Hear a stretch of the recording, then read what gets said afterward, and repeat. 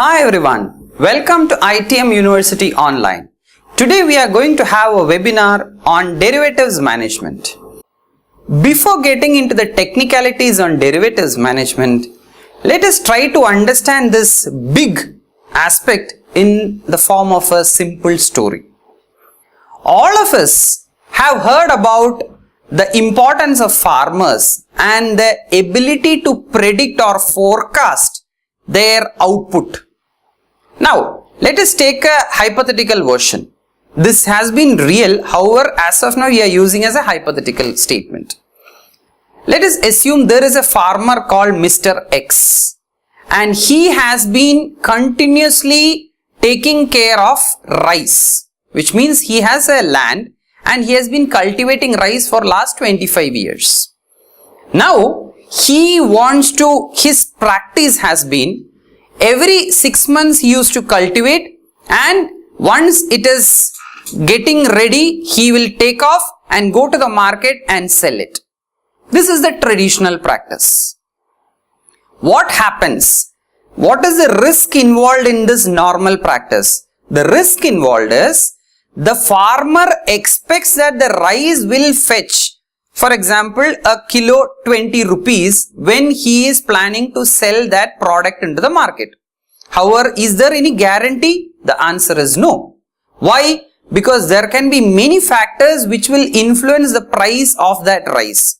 One can be quality, second can be bargaining power, third can be demand requirement, fourth can be poor other factors such as cash crunch or other inflationary pressures.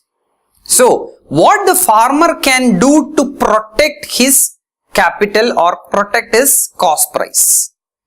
What he will do? He has been doing this concept of derivatives in this form. What is that? They will try to engage with another purchaser. By the time when they start sowing the seeds, they will have a communication that after 6 months from this cultivatable land, I will be able to supply 10,000 kgs of rice at 20 rupees around 6 months time. So once the supplier and the purchaser comes to an agreement that this is the quantity, this is the product is rice, and this is the price, and that is a time period, this is nothing but a forward contract in a derivative. And trust, as far as the book information are concerned, even though we call the derivatives as a Western concept, this has been practiced in India centuries ago. Because we have been an agrarian economy and we have been very fruitful in predicting our output at the reasonable price. So this will give an idea that don't think about derivatives as a big fancy subject. This is a fundamental aspect for everyone to understand, and the ultimate aim is how to minimize risk of loss. What is a derivative? Derivative is an instrument whose value is derived from the underlying asset. In other words, derivatives are physically non-existent products. For example, the most common derivatives are forward contracts, future contracts, swaps and options.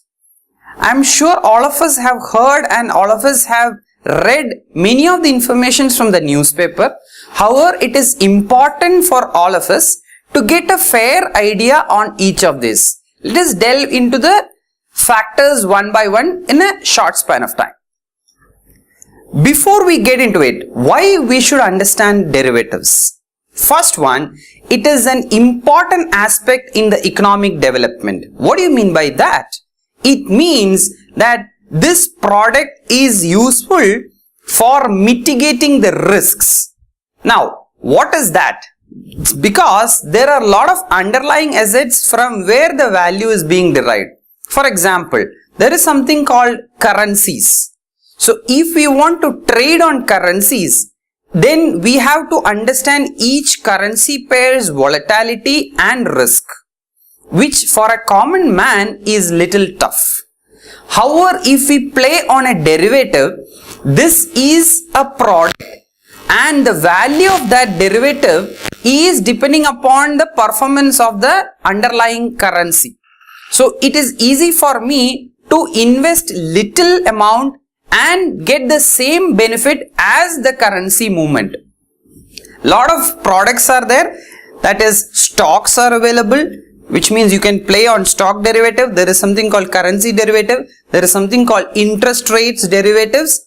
There are commodity derivatives, debt derivatives, many products are available.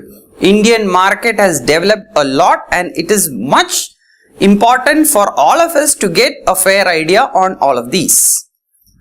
Now, so once we understood there is importance, what is the importance? The importance is mitigation of risk and it will help in economic growth. We should understand what are the uses, how derivatives can be used for a businessman, for an individual, for a corporate entity. First one, everyone try to play on derivatives because they want to minimize risk.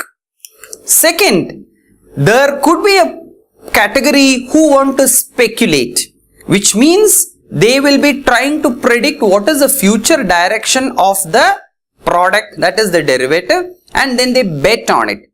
In simple language, for example, I am looking at US dollars. I am expecting that the US dollar currency is going to increase its value. So what should I do? I should buy a contract now and have an expiry date later, so that the buying price is low and I am very sure that when I sell, I will get a fair high price because I am trying to speculate. That is one other option. Third one, people try to lock in riskless profit.